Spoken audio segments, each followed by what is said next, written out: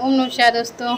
तो आज है गणेश चतुर्थी। गणेश चतुर्थी की आप लोगों को ढेर सारी शुभकामनाएं। तो चलते हैं पूजा करने के लिए और दिखाएंगे बिटिया ने क्या क्या तैयारियां की हैं पूजा की।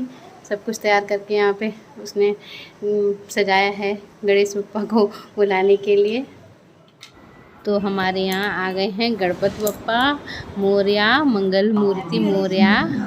और इधर आई है प्रियांशी, सुबह सुबह मम्मी ने उसे भेजा है। और ये डाइनिंग टेबल पर जो कंटेनर रखे थे उन्हें मैंने धुल के अच्छे से साफ करके पोंछ दिया है। वे वो गई है छत पे फूल तोड़ने के लिए। बाकी का सब कुछ आप लोगों को आगे दिखाते चलेंगे, क्यों मतलब क्या क्या हुआ है क्यों नहीं। और इधर बेबो ने कलर कर लिया है चावल पे, तो यहाँ पे वो अष्टदल कमल बनाएगी। उसके बाद भी वो यहाँ पे करेगी घट स्थापना। ये वीडियो ना आप लोगों के पास बहुत लेट पहुँच रही है, क्योंकि आप लोगों को पता ही है मेरे पैर में है फ्रैक्चर। इस वजह से ना ज़्यादा मतलब कुछ हो नहीं पा रहा है इस टाइम। मम्मी भी नहीं है, मम्मी चली गई थी सैटरडे को, मैंने आप लोगों को बताया था।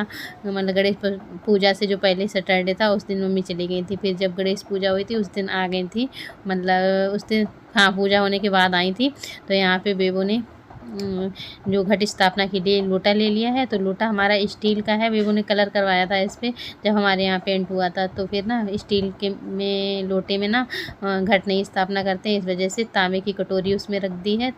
तो और उसमें जो भी मतलब घट स्थापना के टाइम जो जो सामान पड़ता है सब डाल दिया है। तो यहाँ पे हो गई है घट स्थापना। और हम लोग ना हर साल नए गणपति बप्पा नहीं लाते हैं, और ये गणपति बप्पा हैं हमारे यहाँ बहुत दिनों से। तो जब ना मंगला गौरी सेवा समिति की तरफ से गणपति बप्पा विराजमान किए जाते थे, एक गेस्ट हाउस में प्रोग्राम चलता था, बहुत अच्छा बहुत बड़ा प्रोग्राम होता था वहाँ पे। बहुत बड़ा पंडाल लग करके गणेश जी का प्रोग्राम चलता था, कम से कम कभी 7 दिन कभी 9 दिन इस तरह से हुआ करता था।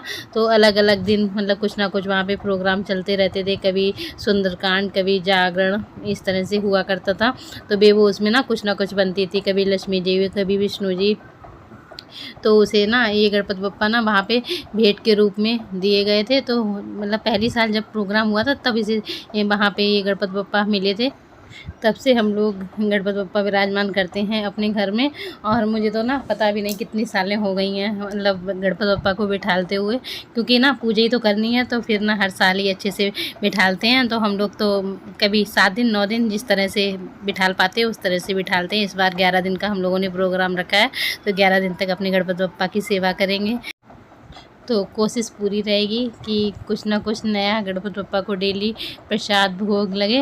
और वैसे ना इस बार तो फिर मैंने बेबो से कहा था कि अंदर जहाँ पे पूजा है वहीं पे बिठा लो, लेकिन उसने अच्छे से बाहर पूरा जैसे हर साल करती है उसी तरह से यहाँ पे सजाया है।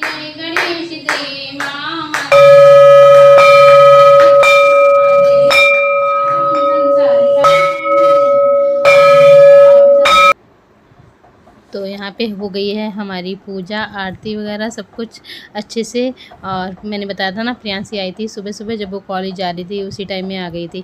मम्मी ने उसे भेजा है खाना, और फिर मम्मी ने उससे ये भी कर लाया है, बता देना मौसी को शाम तक हम आ जाएंगे, क्योंकि बहुत कठिन व्रत था मम्मी का हड़ताल का।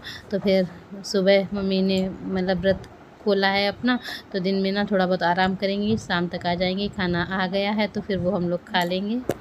यहाँ पे बेबो ने ला करके दे दिया है प्रसाद सबको।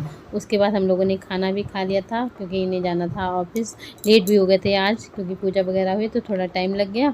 उसके बाद मैं जा रही हूँ अब किचन में, तो मैं बनाऊँगी अपने गणपति बप्पा के लिए बेसन के लड्डू।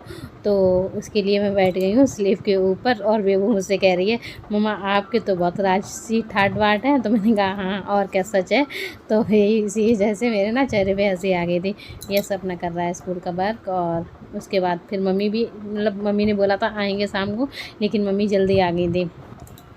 तो यहाँ पे ना जब बेसन भून रहे थे तो फिर बेसन जब भुन जाता है तो फिर पानी का छींटा मारते हैं, तो फिर बेसन अच्छे से ना उठ जाता है, दरदरा हो जाता है, तब बेसन के लड्डू बहुत अच्छे बनते हैं। तो फिर वही है, फिर मैंने देखा क्या हुआ आज इस बार मेरे मतलब कहाँ पे कमी रह गई, क्यों नहीं हुआ। तो क्या था, मेरा पूरा दिमाग पैर की तरफ था, पैर में तेज़ से दर्द हो रहा था। और मुझे ये लग रहा था कि लड्डू बन जाए उसके बाद ही मतलब बेसन भुन जाए उसके बाद ही कुछ करें जाकर, दवाई वगैरह खाएँ जा करके। तो फिर बाद में ध्यान आया कि इसमें घी थोड़ा कम पड़ा है, तो फिर इसमें घी और डाला, पर बराबर का घी जाता है बेसन के लड्डू में। तो मम्मी भी आ गई थी, तो मम्मी ने मैंने दोनों लोगों ने मिलके बना लिए हैं बेसन के लड्डू। और बेबो ने थोड़े से मोदक बना लिए थे, चम्मच से आकार दिया है मोदक का। तो अभी जब वो प्रसाद लगाएगी भगवान जी का तब आप लोग देखना। और इधर आ गए हैं सुनील के पापा, तो वो लेकर के आए थे कबाब पराठा। आप लोग भी आ जाइए, आप लोग भी कबाब पराठा खा लीजिए आकर के। और ये सारे हमारे लड्डू बन के हो गए थे तैयार। बेबो ने ये मोदक बनाए थे चम्मच की हेल्प से।